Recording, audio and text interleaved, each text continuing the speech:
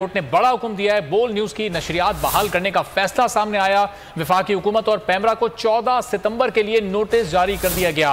बोल की नशरियात को केबल पर पुरानी पोजीशन पर बहाल किया जाए। सिंध हाई कोर्ट की जानिब से यह फैसला सामने आया। अदालत ने पैमरा की 5 सितंबर की प्रेस रिलीज और फैसला मुअत्तल कर दिया है। यह बड़ा हुक्म सिंध हाई कोर्ट की जानिब से दिया गया। बोल न्यूज की नशरियात को फौरी बहाल किया जाए।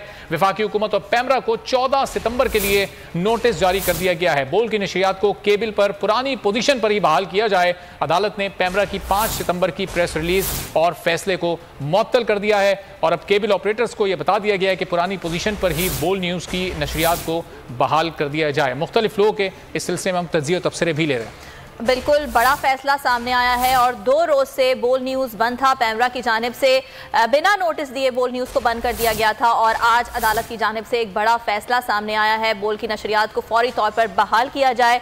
शाहिद हुसैन हमारे साथ मौजूद हैं। शाहिद, सिंध हाई कोर्ट की जानिब से ये बड़ा फैसला सामने आया है। एक बार फिर देखने वालों को बताइएगा कि बोल न्यूज़ को फौरी बहाल करने का हुक्म अदालत ने दे दिया है।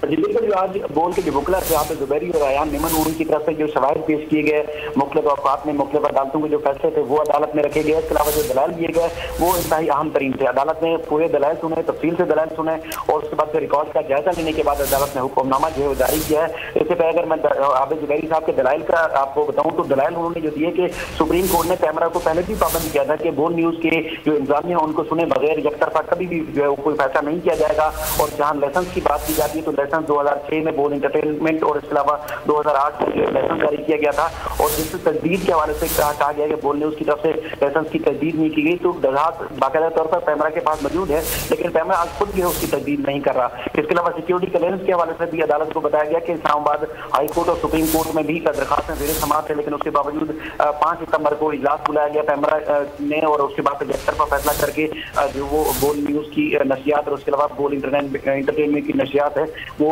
बंद कर दी गई। अदालत से इस्तदा की गई थी और उसके बाद अदालत ने जो हुक्मनामा जारी किया वो इंतहाई अहम है। इससे पहले भी